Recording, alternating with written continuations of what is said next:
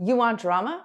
Clean your kitchen cabinets. I am not joking. One of the most dramatic things you can do to impact how your kitchen feels is to clean out and reorganize your kitchen cabinets. It's like getting a makeover. It's like chopping off a foot of hair. It is like losing 100 pounds. Honestly, it makes such a difference. It is a lot of effort, but it is totally worth it. And I'm gonna walk you through exactly how to clean out your kitchen cupboards so that it doesn't feel overwhelming and you can actually get things accomplished in a very short amount of time. Let's do it.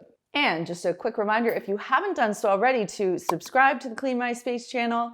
And you can also subscribe to our newsletter. It's called The Dirty Dish. I've got a subscriber link down below for you. We don't send out many emails, but the emails that we do send out are filled with unique cleaning insights and information that we do not share anywhere else. It is worth the subscribe. Even with the best of intentions, over time, your kitchen cabinets can become overrun with too many things. And that's why doing this job on a somewhat regular basis, once a year, once every other year, can really make a difference.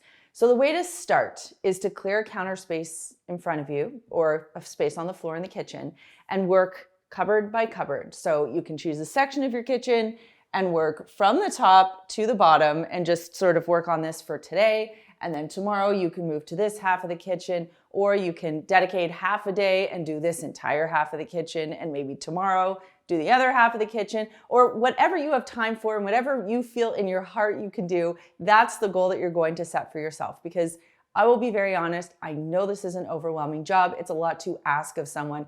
So if you have to chunk it down and start small, that's what you can do. But you gotta get everything out of the cupboards and onto the counter or onto the floor. Now, once that's done, your kitchen is going to look like it exploded, and that is fine. Just breathe through it. Then you're gonna get yourself either a handheld vacuum with an attachment that has bristles on it. We wanna scoop dust and debris into our vacuum. If you don't have this, you can get yourself a little hand broom and you can just sweep all of the debris out from the corners onto the floor. You will be cleaning the floor after, so not to worry. Once that's done, you're gonna get yourself some homemade all-purpose cleaner, or you know what? You can pay for it if you want at the store. You can pay $6, $7 for it, doesn't matter to me. 2 cups of water, quarter teaspoon of dish soap, mixed up, spray the interior cabinet shelves as well as the interior doors. Sometimes your hinges might be a little bit dirty. So give all of that a good spray, get yourself a microfiber cloth or 2 or 3, go to makersclean.com and check them out, and then give everything a wipe down. Once it's dry, you can then move on to lining your cabinet shelves. Now, sure, this is optional, but in my opinion, this liner is very inexpensive and it solves quite a few problems. It's grippy, first and foremost. So when you put things in there, they're not gonna slide around. That's important because over time, when you do a repeated motion like sliding in the cabinet on wood, it can leave scratches or skids, and you don't really want that. Also, this provides a really great moisture barrier. So if you happen to put something that's a little bit wet in there, you don't have to worry about the wood warping. Now, the way to get this stuff, I picked this up at Walmart. You can get it in pretty much any home store. I wanna say a roll of this was about $10. And what's nice about it is it's very easy to use. So just measure out your shelves. You can use a tape measure, then you can get yourself a little marker, kind of notch out what you need, and then get to cutting. And the good news is if you make a mistake, you can cut the extra. But I had a professor that once says, measure twice, cut once. He is not the only person that said that, and it couldn't be more true. Just measure and then cut. We're not quite ready to put things back into our cupboards yet, but when we are, I want you to be mindful of the concept of FIFO. First in, first out. So what does this mean? It means the oldest item should always be at the front of the line. The first thing you bring into the house should be the first thing that goes out. So if I bought this can of diced tomatoes in August, it should be the first one. If I bought this one in September, it should be second, and this one in October, it should be third. That way, ideally, I'm using them up in the order at which they will expire first. Hopefully that makes sense. The other thing you can do is you can check the expiration dates and you can line your cans up that way, or packages or whatever you have.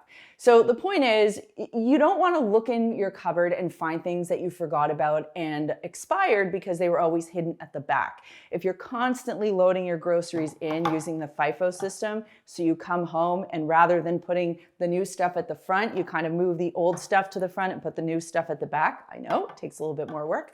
This will ensure that you never have expired stuff in your pantry. When you're sorting through all of the items that you've pulled out of your cupboards, you'll have your canned goods or your non-perishable food items, which of course will perish at some point, and that's what you need to check on. So look for the expiration dates. If you have items that are expired, like these baked beans, by the way, let us know in the comments if you're a fan of baked beans. I don't know if this is just a Canadian thing or not. It has pure Quebec maple syrup, which makes me feel like it might be very Canadian, but I'm curious your thoughts on baked beans in the comments down below. So these are expired. They expired in July of 2023. Not horrible, but they're still expired, or best before. So this is not something that I would donate. That's rude. So we would have to dispose of that. However, if you have something where you're like, can't crush tomatoes, who's eating crushed tomatoes? No one. But these don't expire till 2025. This is a food item I can donate. And if you have something like coconut milk and you're like, wow, it's not expired, you can put it in this pile over here and it can be put back into your cupboards when you are ready to do so.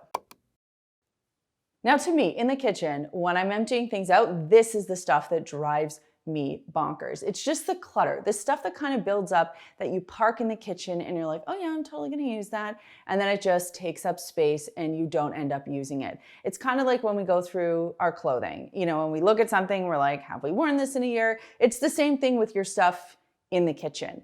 When you're going through everything, I want you to look out for dinged up water bottles or reusable cups. Are you choosing that one? It's like a pair of underwear. Are you choosing the old dinged up water bottle, or is it just sitting there for some rainy day? Get rid of it. You're not going to use it. What about, let's pretend this was corporate swag. We actually don't really have any corporate swag because we say no to that. But if this was like from some golf tournament and I have 20 of these, I can start getting rid of these. So I want you to be mindful of the things that you're not using, the things that are building up and taking up space. What about containers that don't have lids? These are like the socks of the kitchen, right? If you have mismatched lids in containers, time to move on from them. You're never gonna find those lids again. Same with utensils. Like if you don't eat ice cream anymore, get rid of your ice cream scoop.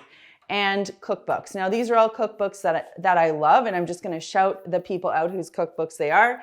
Anna Olson, I've got Pie's cookbook, and of course, Gemma. Okay, these are cookbooks that I like and I keep, but the cookbooks where you're like, I am not making that food, I am never doing that recipe, why is this even here? Just get rid of the cookbooks. So all of the clutter, I want you to get really honest about what you're seeing. And the good thing about kitchen wares is that there's always someone who needs it. So you can put something up on a Facebook Buy Nothing group. You can take this stuff in a box. You can donate it to a shelter, or different charities are always looking for this kind of stuff. So there definitely is a way to rehome the good stuff. The old containers, you can dispose of those.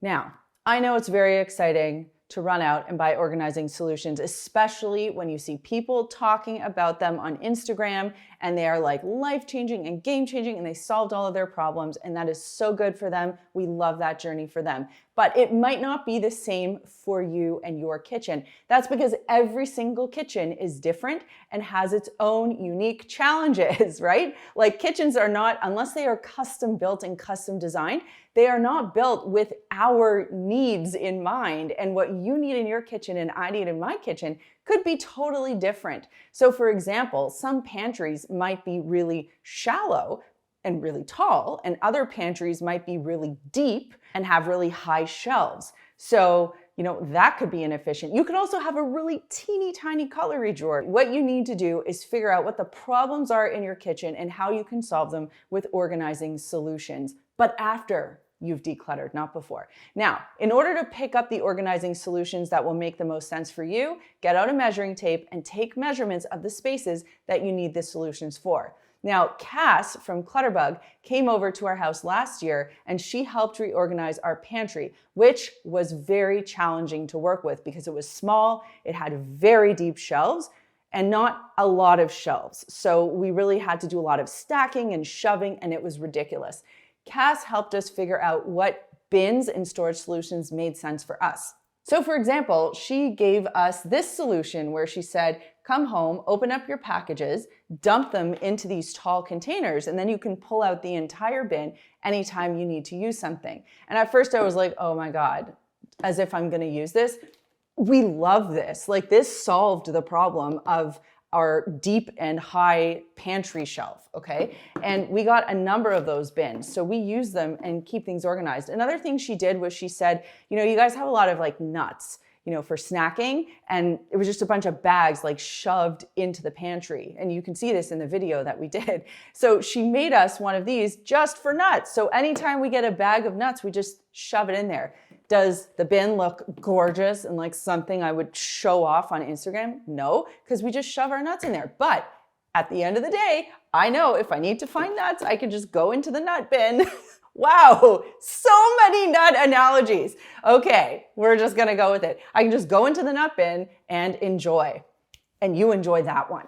Now, the other thing Cass brought to me was a Lazy Susan. Again, just something I think is totally ridiculous. But I take a lot of supplements, as you can tell. And she kind of asked me, you know, how do you move through your morning with your supplements? And I showed her where I kept them. And then I had to pull everything out. And it was kind of messy and hard to access. And she put a Lazy Susan in there for my vitamins. And it is such a good solution because rather than me having to pull everything out, I just give old Susan a spin, take my vitamins, and my problems are solved. So yeah, Lazy Susans are great. The most important thing is to take measurements to make sure that you have enough room for a full rotation. All right, and here's something that you can pick up if you need to double up your shelf space. So if for whatever reason your cupboard is very tall and you don't have an extra shelf, this is a great way that you can double that space without having to do a lot of stacking. By the way, let me know in the comments down below if you are a fan of Kraft dinner, AKA macaroni and cheese. We here in Canada call it Kraft dinner. I think that's pretty normal. I don't know what you call it where you come from, but this is a food staple in our house. This is like a full food category. And what's great about this is, you know, it allows you that opportunity to stack and take advantage of all of the space that you have in your kitchen. So you can really maximize. Like, do you ever open your cabinet and look in and you're like, if only there was a way I could use that extra, 6 inches of space. This is how you're gonna get there. And then of course, another solution that I like, and I'm not using these at the house, I just bought them to show you, are these little drawer inserts. And what's great about these is they help corral things. So let's say, you have a whole bunch of utensils in a drawer and they're just randomly kind of floating around. Putting something like this in here, it's not monumental, but at the same time, it helps categorize things and it helps it look just a little bit more neat and a little bit more functional and organized. It's very inexpensive, it takes a minute to do, and it really makes a difference.